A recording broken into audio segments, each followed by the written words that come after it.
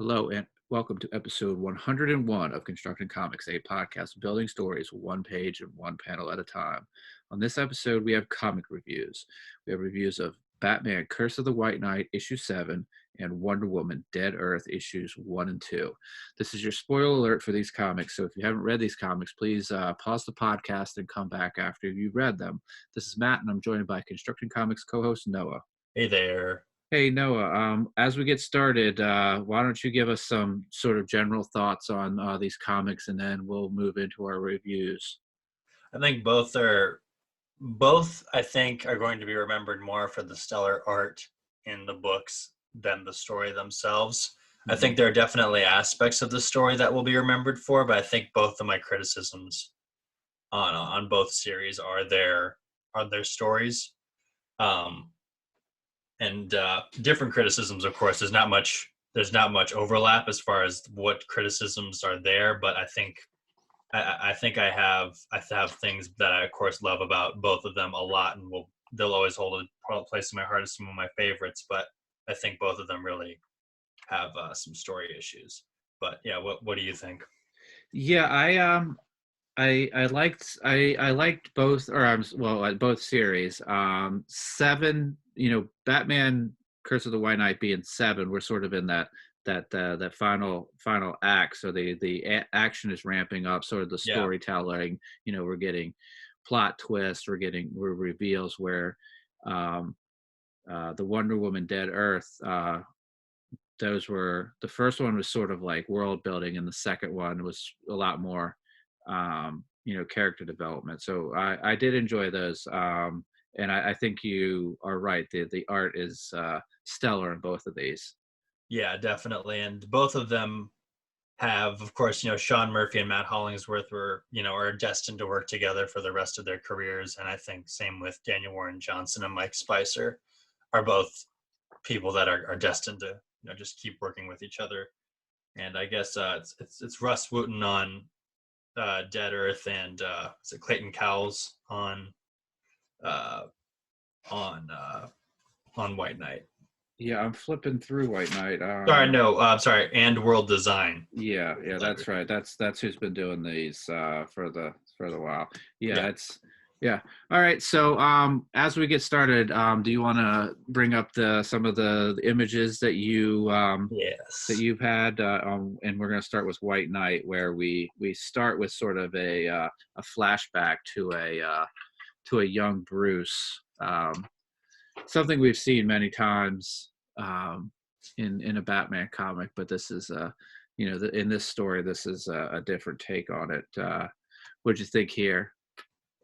Yeah, I liked it, of course, but kind of like a lot of the flashbacks in this series, I kind of glanced over it. The art, of course, is phenomenal. It's just really well done. It's very good. Sean Murphy, obviously, with its composition and its shadows. I really like the silhouettes of Alfred that he leaves on the second page.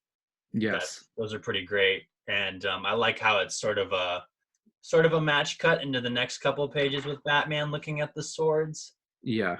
And it kind of plays into the themes of what's going on with, sort of this idea of heritage and picking up the sword, sort of picking up where his grandfather left off, I guess. So that's cool.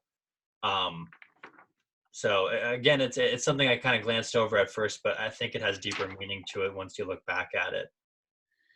Yeah, and the first the pages that you have here, the first 2 pages, sort of we have that blue cool tone, and as we switch from flashback to present day, we go to the warmer,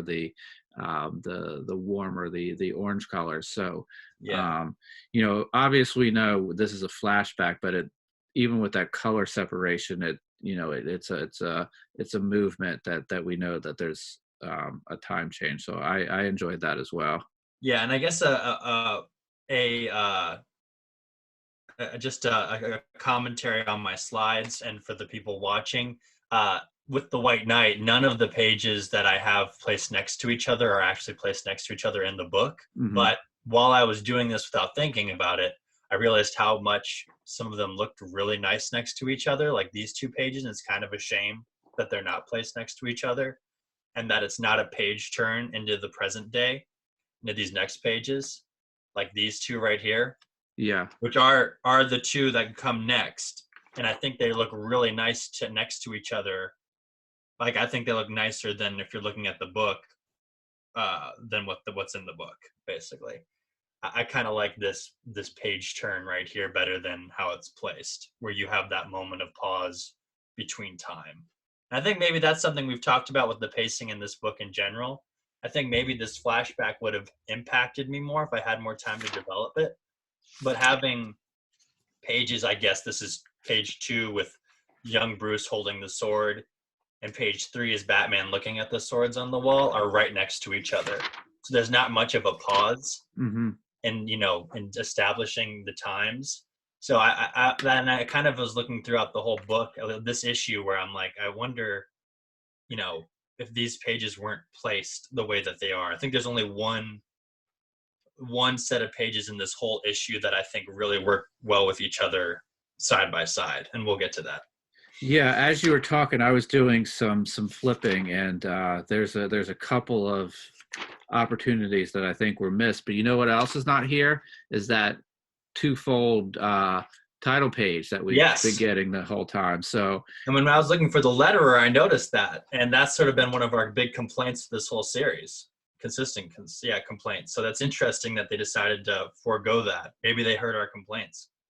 maybe, yeah, Yeah. maybe Maybe that was one of Dan Didio's last. that was the cause for the big shakeup. That was top of the bullet points when they came into his Dan, office.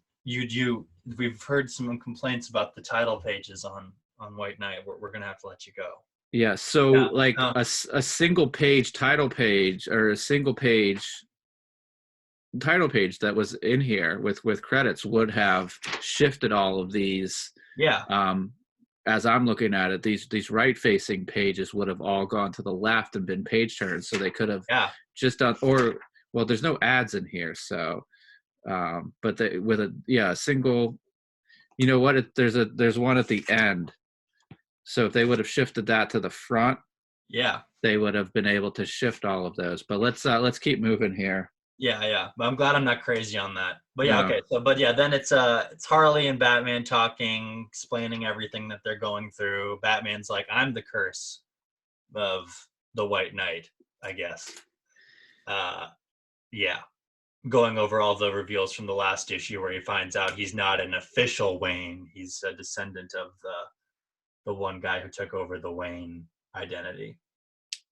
Yeah.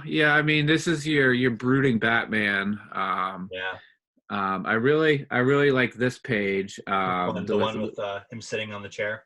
Yeah. I mean, so that chair, if we go back one, that chair is on that little platform.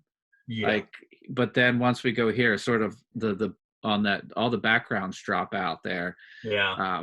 But he does sort of, Batman, as we're in close and we get a little bit further out, he sort of makes like a curve on the page, which is cool. And of course, it's sort of almost sort of like the well, he's not a bad guy here, but he's sitting on his throne, contemplating, almost like, we've seen so many images like Conan the Barbarian or somebody just sitting on a throne. That's what he looks like he's doing here. I mean, there's certainly lots of talking here, but it's very I just saw King Henry the Fourth Part 2 on stage. Okay. Because Rebecca, my wife, works at a Shakespearean theater, and there's the line, of course, in Henry the Fourth Part 2, where it's heavy is the head that wears the crown, and sort of that image is from that play of the sort of tortured hero upon his throne, and that's very Shakespearean. So I think this image right here is almost tragic Shakespearean king, almost look. And this has been you can tell Murphy kind of does take some inspiration from Shakespeare about like a royal character learning the truth about his either lineage or something like that. It's very Shakespearean. Yeah. And so the conversation continues. Yes, good way of putting it.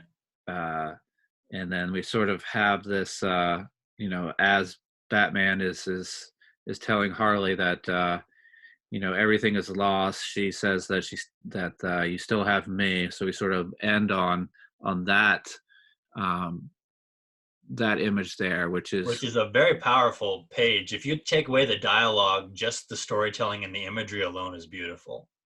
yeah, the inset panels of Yes. Harley, the hands, and then the sort of like almost like pause static image of the two of them sort of holding, well, she's holding his hand, sort of looking at each other.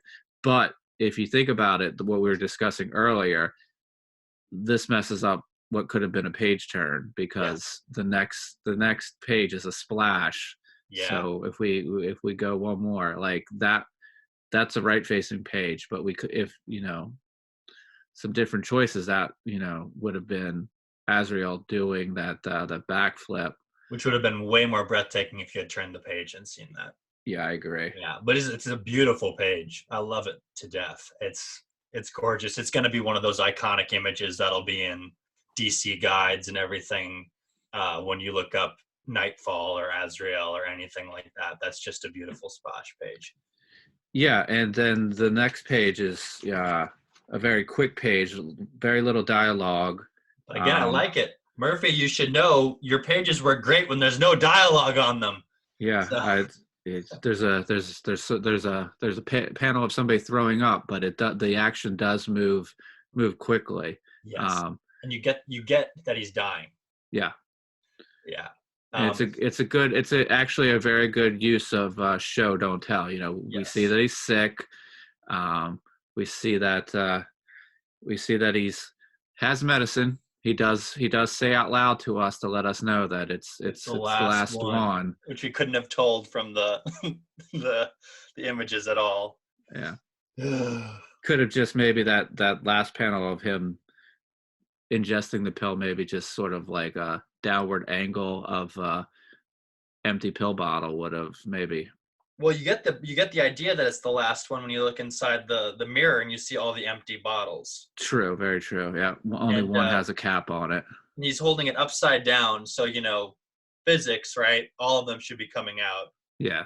But I would have liked if it had been silent, except for that last, swear word panel, or something like that. I think it would have been better. But yeah, Murphy has to explain things.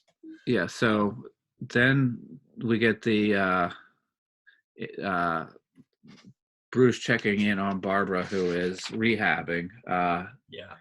I'm going to shock you here. They talk it out. They talk it out. Yeah. Yeah. Which this is a nice moment, but they do talk. Yeah. But yeah, she it's, even though this is an Elseworld story, this is a Batman conversation that we've heard, between these characters before. And I mean, the only thing that's different here is that Gordon is gone, so the sentiment is a little bit more dramatic, and her telling Bruce that how Jim felt about him is got more impact because he's dead. Which is, again, Murphy's not really good with characters. And right here, Barbara, last time we met her, she was burning with resentment for Batman letting her dad die, basically. And then also, he didn't kill Azrael, and then that led to Barbara getting the serious injury of her legs. Yes. But after one short conversation, basically Batman broods, and she's like, "Oh, Bruce, it's okay," that kind of thing. So there's no more drama, really. It's resolved really fast. And everyone has been like, Batman's a curse and everything, and even Barbara's been saying that, but then she sort of changes her mind without any real motivation by the end of this conversation. Very Other true. than, my dad wanted you to be Batman. And even then, though, he was kind of like mad at Batman before he died. Like, there was no resolution there either. So yeah. But yeah, okay, but let's move on. Sure. So that takes us to a press conference where Batman where no, that's okay, go ahead. I'm sorry. No, I was going to say Batman rudely interrupts the new commissioner, basically. Yeah. And then we get after the interrupt, we get a big reveal. So that's, that something that you could probably only do in an Elseworld story, but Yeah. Well, Bat. not if you're Daredevil, right? And if you're Brian Michael Bendis writing Daredevil. That's true. Or Yeah, or Spider-Man. You just have that's Spider-Man. you have the whole universe's memory wiped. But Yeah. yeah. So I mean, this is pretty dramatic. We do get a lot of reaction shots of people taking in the news. No, most Uh, importantly, a dog. yep. He just wants some treats. He's not worried about all of this No, he's Bruce not. Wayne nonsense. But there's the reveal. If we continue, Batman and Montoya. I'm sorry, you have a big splash here. So let's. Oh You yeah, want to talk? that's just the reveal of him talking more. He talks for 3 pages. Um, yeah, but then yeah, him and Montoya. Yeah. So they have it out. And They shout at each other as is custom in these books. very true. And then sort of the GTO is all suited up. Yep, and you get And the right stuff. so Barbara is Fun. rehabbed. Yeah, within couple pages, she's able to walk now fine. Yeah, Even though she's she was having a hard time walking on crutches 3 pages earlier. But also Harley got shot or stabbed or something like that in the last issue, and then she was okay after that. So yeah. They all are. They're very tough ladies. They yes. keep that you can't keep them down. Nope. So we get some folks talking to each other as they do the heroic walk out, and Batman is in need of a Batmobile, and there's I guess there's one in the precinct that they've been holding on to. So why don't you talk about this here? Yeah, it's the Batman. Well, it's basically Batman being a Mary Sue moment. So is this Batman saying this, or is this Sean Murphy saying this? Most likely, it's Sean Murphy saying this. And yeah, like him saying Batman saying about the 1989 Keaton Batmobile is this one is my favorite. Yeah. Yeah. Sure, Batman. Whatever. This is which I love. I love this splash page. It's Mhm. awesome. But then he says, and then also there's another reference where Montoya says, "Are you nuts?" And then he says, "Let's get nuts," which is a 1989 Batman reference. Yeah, I noticed that. So when I first looked at this, I thought that the Batmobile was sort of hooked on a wall, but then I realized that the perspective was that I was sort of up looking down on them. Mm-hmm. But at first I was like, it's maybe for a storage reason. It's hooked onto the wall, but no, it's just that we're on a downward angle But looking down at them. yeah, but even if you look at the people standing, that their perspective doesn't match with the car's perspective. Yeah, I think that's what my first glance made Yeah. me think about that as well. Yeah, so their perspective, you would think it was mounted, at least, or as the floor is slanted a lot, Yeah. because their perspective does not match up at all with the Batmobile's perspective. Yeah. So yeah, I can see why you'd think that. Yeah. It's a cool page, but yeah. No, it's definitely cool. Yeah. All right, so the Batmobile, the old Batmobile. Yep. But first, Dick and Batman have a heart-to-heart. Yeah, I mean they got to talk it out. Gotta talk it out. And then the Batmobile takes off. Which this is a great page again. What's missing from it? Dialogue. It's just so strong, but because there's no dialogue in it, it's just this issue probably is my favorite because it has the most pages with the least dialogue in it. Maybe. Yeah. Yep, and that's going to continue as we move along. We get Cityscape. We get close up of hands, and then we pull out to that wide shot at the bottom, which is the Batmobile and Batman sort of standing in that town square where he made the announcement on the big screen earlier. Yeah, and he told everyone in Gotham City to clear out so he can destroy the city. It's in order to find Azrael. Yeah, I'm paraphrasing. Yeah, and and so the way you have this up is the way it's presented in the comic again. So Yeah. again, I really think that something was so, a ball was dropped here with the way the pages were set up, because Yeah. all of these full page splashes are not, maybe not all, but at least the one where Azrael is, diving off of the building, and this one, these are both right facing pages. Right facing, yeah. And if they were left pages, they would have been on turn. So I think that these, something fell through the cracks here. Yeah, and actually this was the one I thought I liked, but now you're talking about it and I'm looking at it and I agree with you. It doesn't work for me anymore. I would have much rather had that full splash of the low angle of Bruce Wayne, Batman unmasked as Bruce Wayne, be the page turn, and then have this last page be, the right facing page. Yeah, because when you turn a page, your eye is going to go to at first it's going to go to that most striking image, and in this case, when you do that, you're with we've been trained left to right, up, down, top to bottom, but when we turn, we're obviously, or not obviously, but instinctively, we're going to look at that most striking thing, and that's what we're going to see. So it's sort of, you kind of, you look at it and then you go back and then you look at it again. So I don't know if we'll ever get anybody on high up to admit to it, but I think the pages were off in this issue. I think this one does work better than the Azrael falling from the building, because the lines on the bottom panel of the left facing page, you see how like there's that nice like oval like arc on the bottom of the sort of where the buildings dissipate. Yeah. You follow that arch up, it actually follows up to Batman's cape really well, and then up through his form. So it works better than how harsh that other page turns, but still, yeah, I would much rather that that arc of the bottom panel of the left facing page leads you into a page turn, and then this be it, which actually would work too, because you would have sort of a nice match, because your eye would be down at the bottom and you would follow the line into the page turn, and yeah, it would have been nice. Yeah. So after this, we get to our last page of the issue.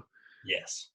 Montoya is telling Bruce, Batman, that they've spotted Azrael, and Batman jumps in the Batmobile and takes off. I know there's a Zorro poster. Didn't notice that. Oh, that's pretty cool. Yeah, and we have some good left to right movement here with the car sort of shooting off the screen. But I have a question for you. Okay. Batman doesn't have sort of a personal communicator on him. They feel like the best way to communicate is through the huge electronic billboards in the middle of Gotham Square, because if Azrael's hanging out nearby, he's not gonna be able to hear any of this, right? No, he's not. No. Maybe there's some deeper thematic reason. I don't know. Yeah, it's just, I think it's mostly a cool way, I guess, for Murphy to draw something, I guess. Yeah, no, it's no, I like it. I just, and if you think too much about it, like everything else in this book, it's like, wait a minute. Yeah. So there, is this a 9-issue series or an 8-issue series? I'm pretty sure it's an 8-issue series, like the original White Knight was. Okay, so yeah. So we're, Batman is taking off for this last issue, and we should get a lot of fighting. Yeah, Batman with a gun in the preview pages. Yeah, these are again, these ink pages are awesome. Yeah, we're certainly getting a lot of car porn in these preview ink pages. So Papa Murphy's gotta eat. Yeah. Yep. He's got to draw his car pages, or else he'll lose all sense of self. So I'm looking forward to the showdown. Oh yeah. I'm hoping that it's hoping it gets a lot of action, and I do have some fears that we might get some Bond level, villain level like exposition Oh, I'm when sure. Azrael shows up to just sort of tell Batman all of his plans before they fight. But Yeah. uh, Oh, I'm sure. I'm sure that will be the case.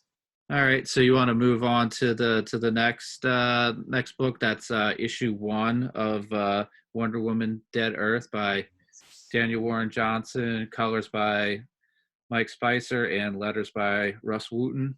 Yep. And another one, it fits in with Curse of the White Knight because it's a writer, artist, and they're the same person. Yeah, Pretty cool. And they're also traditional artists whose artwork, if you want to buy it, is ridiculously expensive, but probably worth it.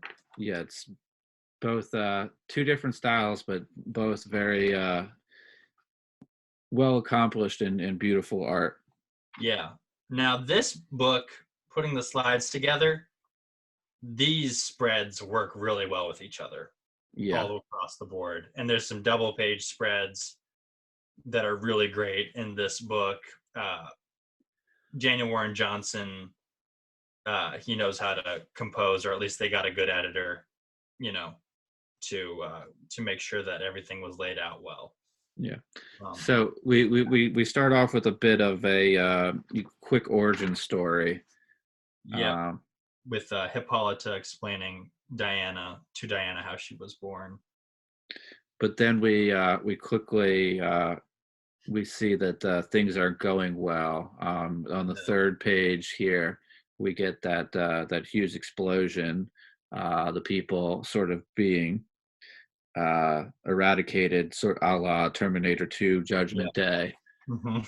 Um, and Yeah. then then we move on, I guess, to what would be considered present day.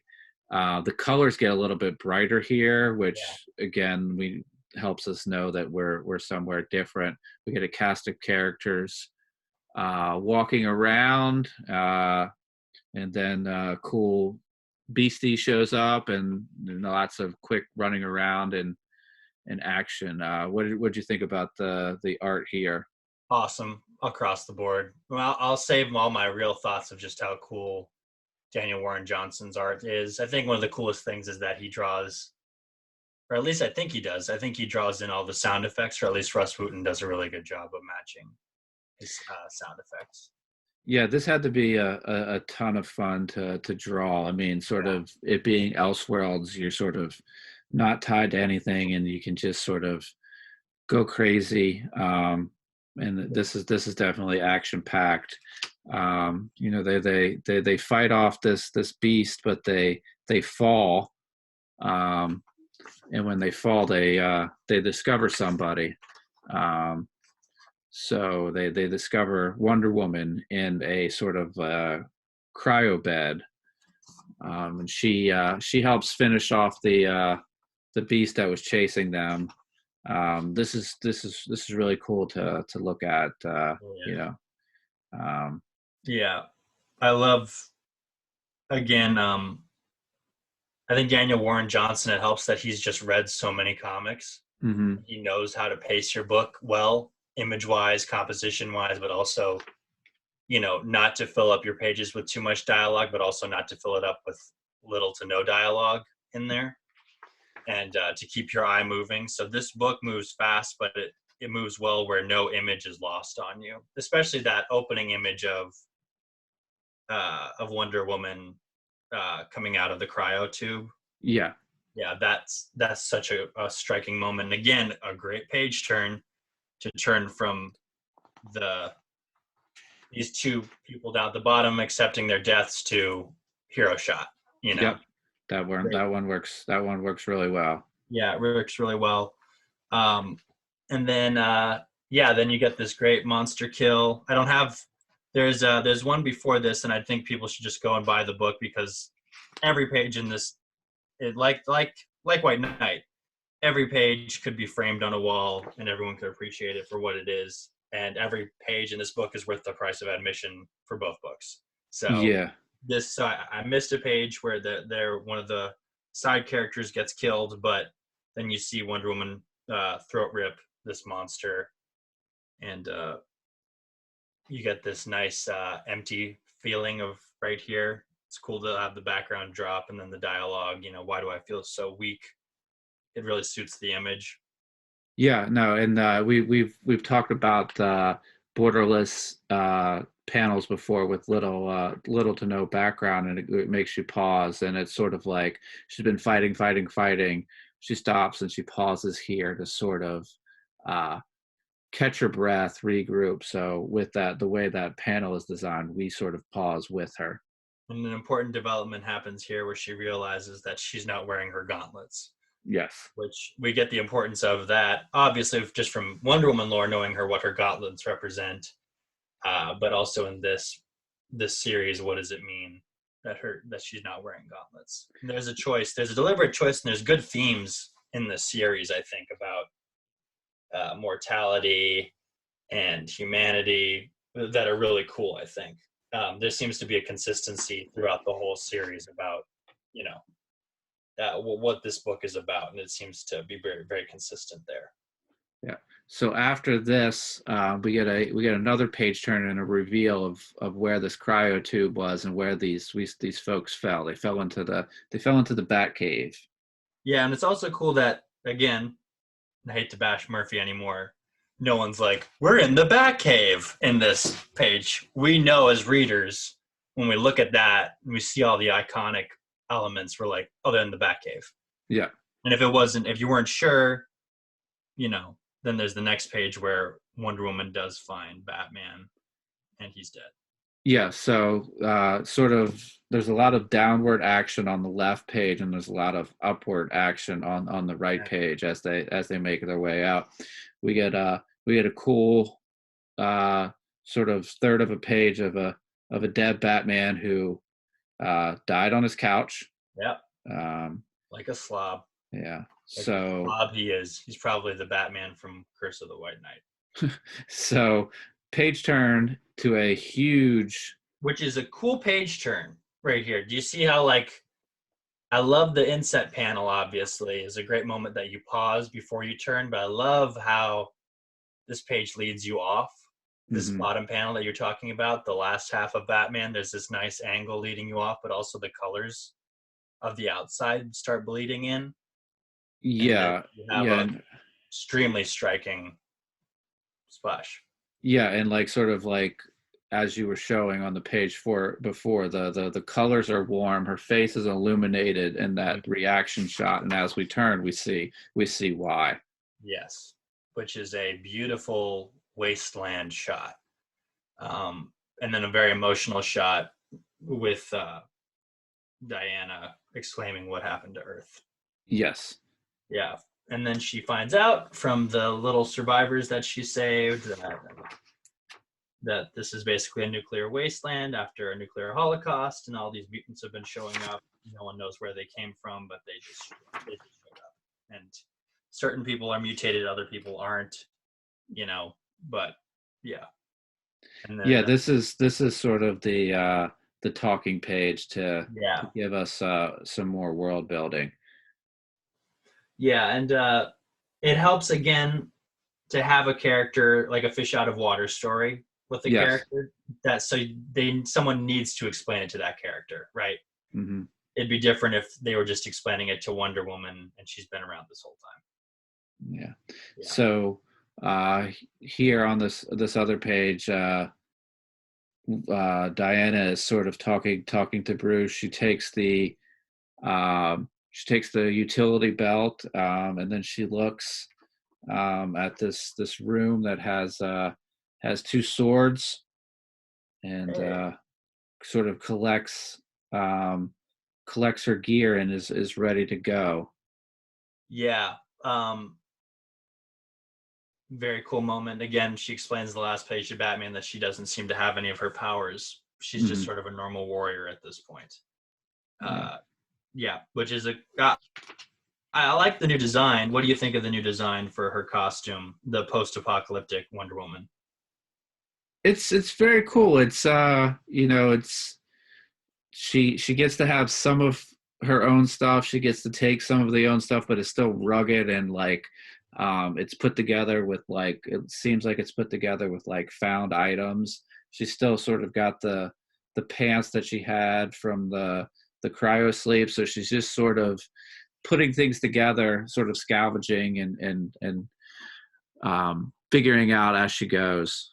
Yeah, I really like it, and it's a good illustration of who she is now. Yeah, and yeah, we get a journeying page to the stronghold where all the humans are held up. Mm-hmm. It's very Helm's Deep looking. Very true. Yep, and then you find out that it's being run by these despots who are just basically exploiting everyone. Mm-hmm. And Wonder Woman can't have any of that, so she smashes a table into them and beats a bunch of them up. Yeah. Yeah, but they capture her. Yes. We have a flashback page here. I guess we should be a little bit more descriptive as we go, but it's young Diana talking to her mom in better times. But then as we go, we go and we find out that Diana has been locked away in a cell. And in the cell, she explains. So in the previous page, when she's talking to her mother explains how awful humans are.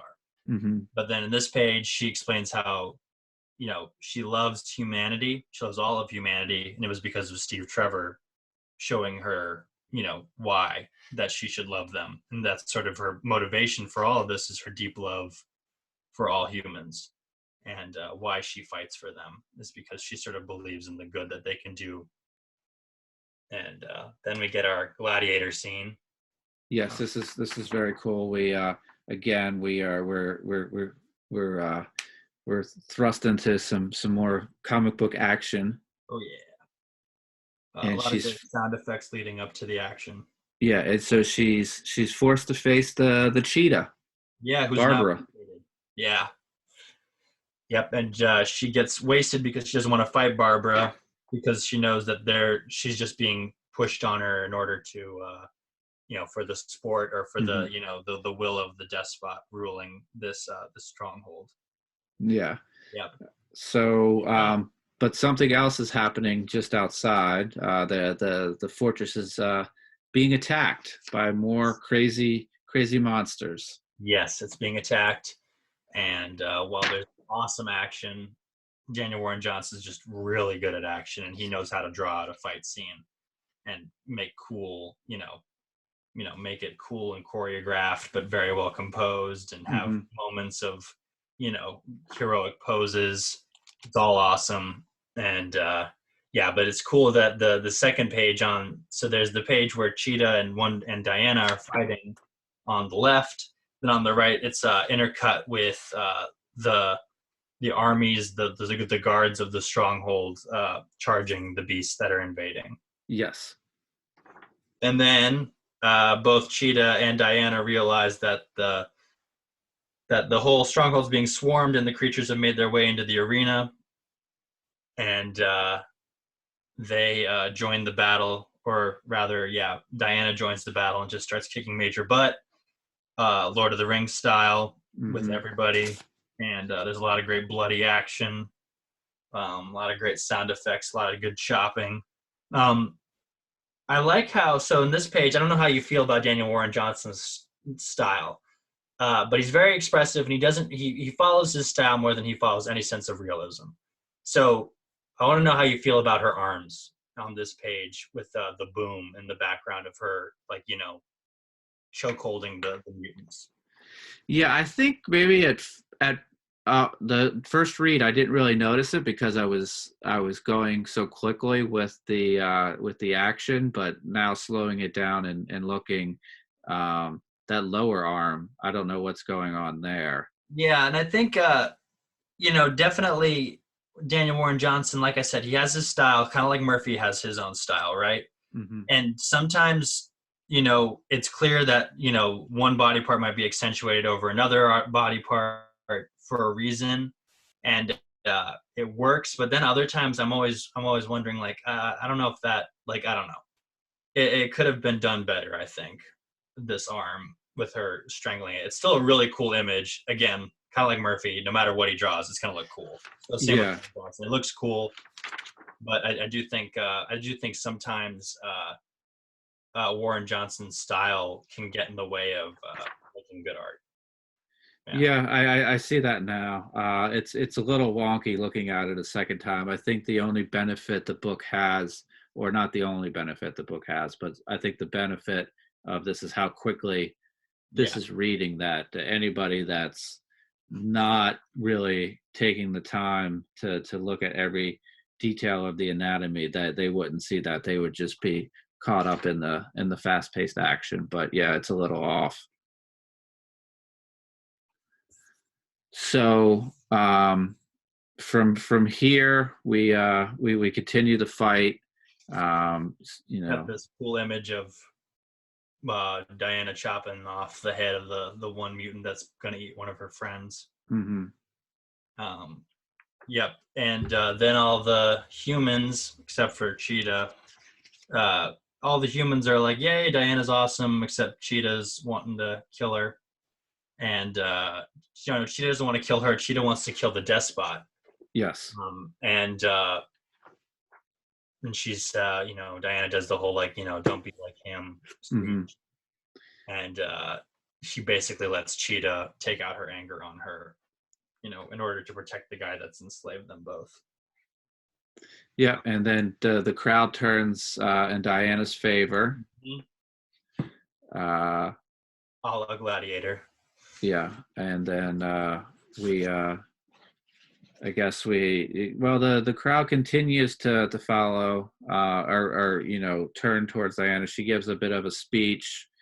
About leading them and how she wants to fight to save them, and that she doesn't want the despot to be ruling. She wants to be merciful, and she wants to give these people a place to thrive away from the monsters. And it ends on her basically saying she's going to take them to Themyscira. Yeah. So that's the end of 2. Let's keep the pace going here. So we go to 2, and again, sort of in the style of the first one, we start with a flashback. This is Diana in training, fighting. This was very much similar to what we saw in the Wonder Woman movie, where she discovers her powers. What did you think here? Awesome, as always. I love how Warren Johnson does the motion lines, and how around the borders of the characters sometimes he'll do like the lines coming off of them, or he'll make them shaky around the form of certain things that are moving. Mm-hmm. I really love that, and that's full of his art, and it's really cool. It's a really cool, unique way to him to draw movement and action. And of course, we find out here that without the gauntlets, in this whole sequence, without the gauntlets, she's too powerful. Yeah. But then also that her mom took blood from all the gods while they slept and combined it with the clay that she formed Diana out of. Yeah. So again, this is sort of the cool thing you have with the Elseworld story. You can sort of change, manipulate things to give it its own spin. And then you can decide for yourself what origin you like best. Because Wonder Woman is another character, even in canon, her backstory has not stayed the same. Very true.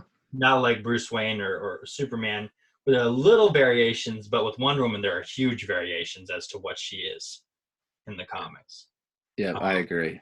Yeah, so then you also get introduced to her Pegasus here. Mm-hmm. And then we jump into the story with everyone preparing to their exodus. Mm-hmm. I thought this is a cool. The second page I thought was really cool to see how the one guy is equipping her utility belt with different like hand grenades and whatnot. I mean, if she's gonna have the utility belt, it's cool that she's got sort of her tech support person to to outfit her cue, her outfit. That's very cool. I enjoyed that as well.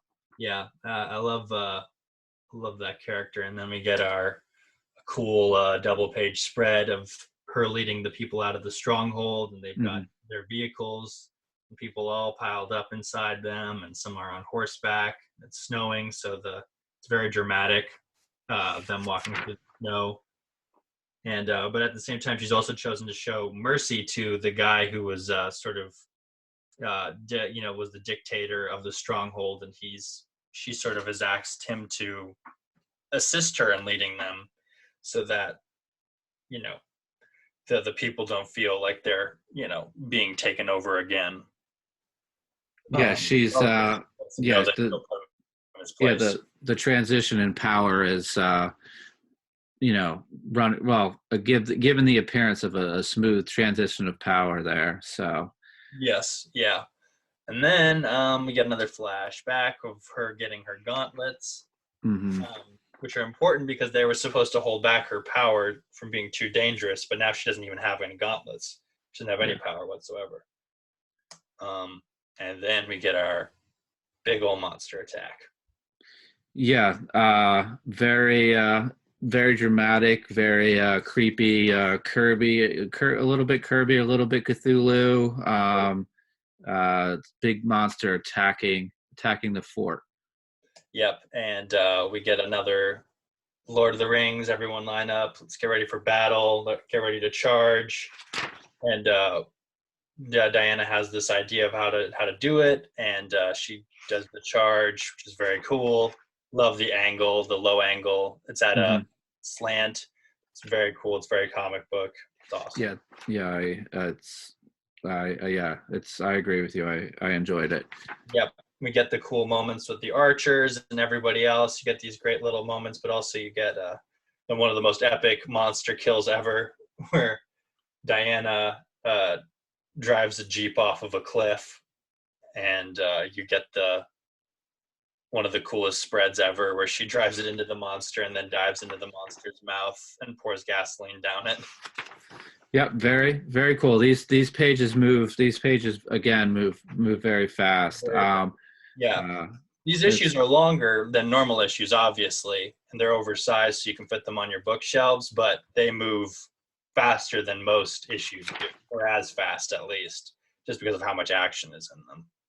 Yeah, and so we see sort of as she's able to light the beast on fire again, the sort of the character that re-outfitted her bat utility belt gave her some of the equipment that she needed here.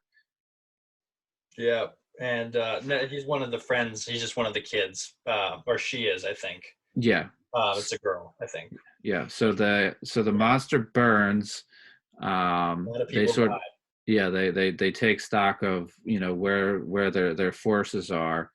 The next page again is another flashback of Diana and as a child, to sort of build the story that we had there. But I think that the big thing that happens here is what they find out when, for some reason, this guy is cutting open the beast that some of the beasts that attacked them last night. Yep, and he finds out that it's mostly human in origin, which again plays into the theme of humanity and sort of the best and worst of humanity and why they are the way that they are. So, you know, if you're fighting monsters, it would be sort of thematically appropriate for them to be human in some way. So to be fair, we've given Murphy a Yeah. little bit of flack for sort of the convenient storytelling, but the fact that this individual is skilled and trained enough to ID internal organs as Yeah. possibly being human, uh, I think we gotta be fair here and say that that's a little convenient storytelling as well right here. Yeah. And yeah, that is very convenient, and especially with no real origin as to why this person's that way and how. Hmm. I mean, he's been resourceful in the past, but that's just sort of all that he is just resourceful. Yeah. But one of the human aspects of him that makes him relatable is his friendship and devotion to other people, which is True. that's great. But okay, we'll move on. This is the part that I have the most, like, I mean, the biggest problem with. All right, go ahead. So this happens halfway through the second issue. They automatically get to Themyscira. At the end of the first issue, you sort of thought that, you know, it would be the whole series is getting to Themyscira, and then the third act would be about getting there, or at least, you know, a good chunk of the second act. Mm-hmm. But most of the first book is just the first act. But this, you know, I guess the second book is the second act. But I guess okay. I was sort of making this more complicated than it should be. This feels rushed, I guess, getting to Themyscira. I kind of wish that certain characters wouldn't have gotten the shaft, especially the character with the eye patch who's been around from the beginning. He sort of Mm-hmm. just seems shoved off to the side and doesn't really get to build that strong of a relationship with Diana. And even then, her friends, you know, the friends that she makes, the two kids, they don't seem to get a good development. You don't really get to see their friendship develop as long as you maybe would have liked to. So yeah, that's my, I guess my one thing is that this whole series seems kind of rushed.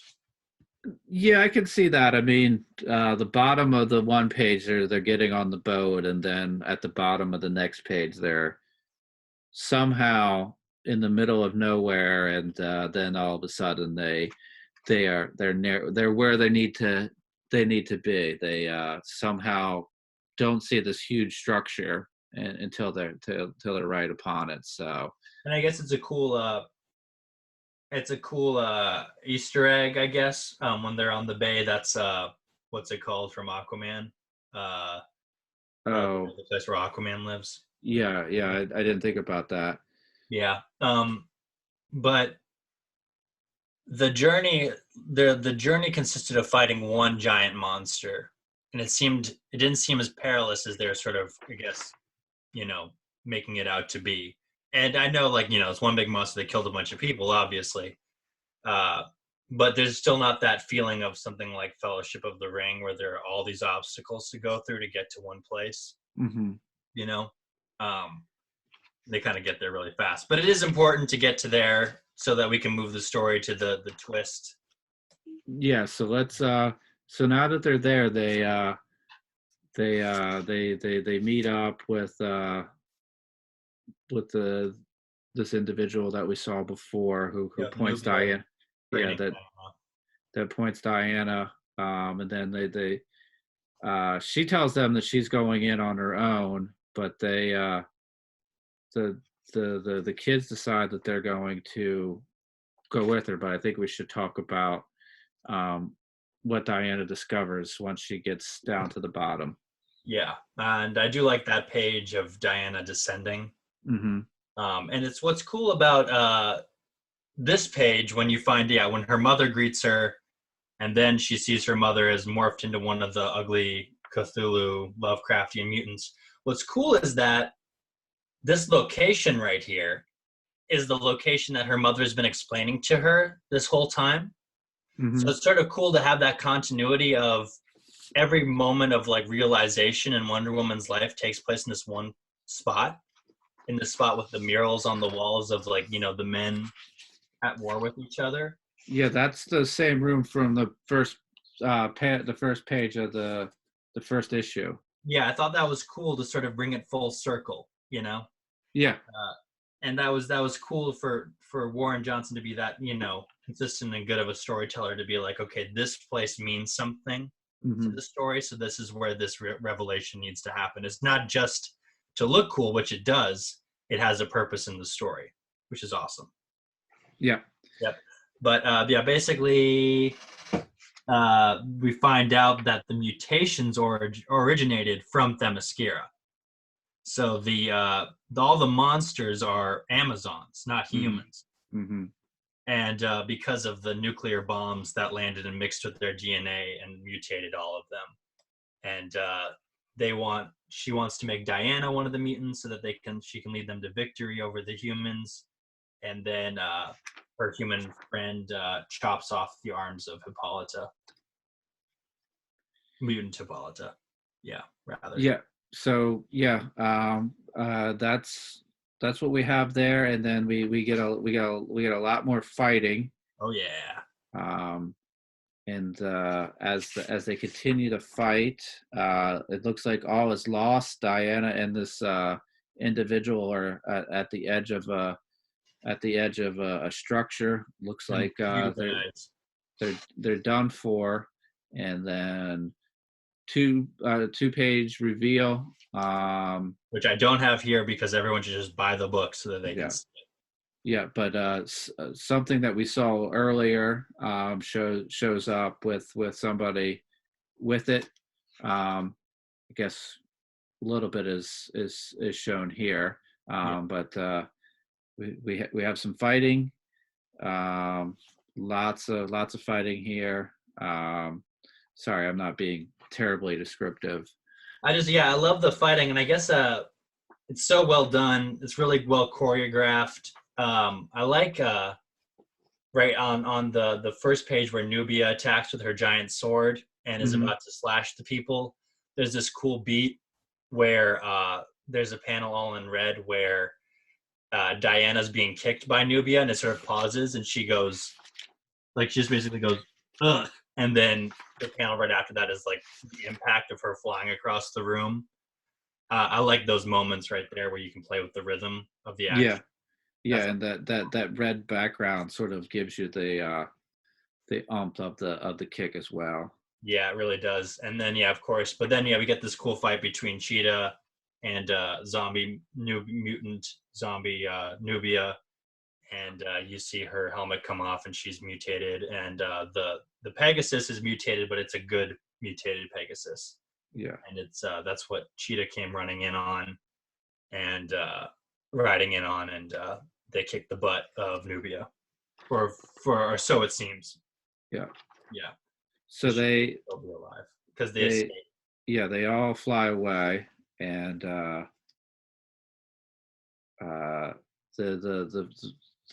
the individual that's been helping them is left behind as Diana, Cheetah, and Pegasus go off to take care of some more business. So that's the end of book 2 of that series. It was I enjoyed it. It was action packed. It moved very quickly. I think the big it moves almost too quickly, because where issue 2 leaves off is with Diana basically saying to the humans, "It's all your fault. Like my mother always said it was. Mm-hmm. You guys are the ones who caused this whole thing. You turned you mutated the people that were supposed to be your protectors into your downfall. And you brought this on yourself, which is really cool. But I feel like, again, I wish there was more time to develop that for Diana to come to that realization, rather than just having a spot in the middle. Like you said, it's sort of more convenient than it is earned, where the person realizes, oh, these things are kind of more human than they are monster. I kind of wish it was longer and had more time. I wish it was an 8-issue series like White Knight is, but at the same time, it's got to be harder, especially with Daniel Warren Johnson being a big name and wanting to do other things. He probably doesn't want to be bogged down by an 8-issue Wonder Woman series. Yeah, that's the good and the bad of it being concise. He doesn't sort of have time to meander, but also in certain points he doesn't have time to sort of thoroughly develop points, and sometimes he might get in, get out really quick. Like to get on a boat, the boat's there.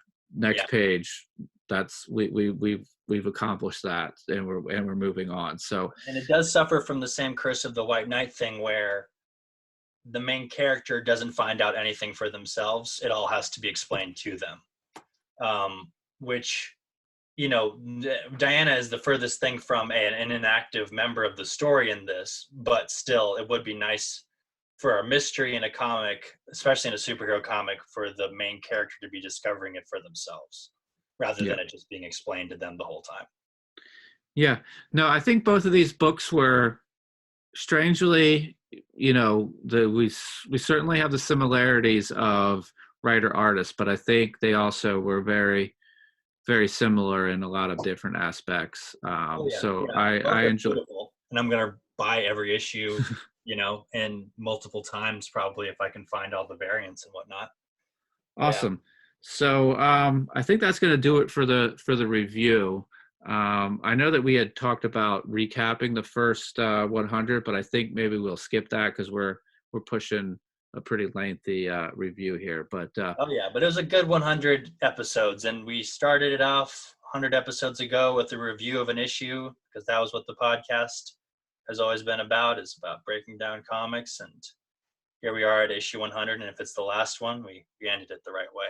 no, it's not the last one, but it's also Hopefully. cool that uh, the very first review of a like a real book, because I think we did our book first, so but we did do a Batman, so we have the theme of Batman there twice. So all right, do you have Oh any yeah. final thoughts before we close out? What are your expectations maybe for the last White Knight? A good car chase, and we're definitely going to get that. And I think the last issue of Wonder Woman: Dead Earth is coming out in April, and I think we're going to get more explanation into why it's important that Wonder Woman doesn't have power. And I think that's something that they've been building up as being important. So I'm really looking forward to that theme being developed in the last issue. Awesome. Yeah, that'll be very cool to see. Yeah. All right, so I'd like to thank everybody for listening. If anybody could check Kickstarter, I have a story in the Cthulhu is Hard to Spell Terrible Twos anthology. That's going to be on Kickstarter from March 3rd to March 26th of 2020. So if you can, please check that out. I'll have a link to that Kickstarter in the show notes. If you could give us a rating and review on whatever podcasting service you use, we really appreciate it. If you would like to follow the podcast, we're on Twitter at ConstructCompod. We're on Instagram at Constructed Comics Pod, Facebook and YouTube Constructed Comics, and we'll be back with another episode very soon. Thank you.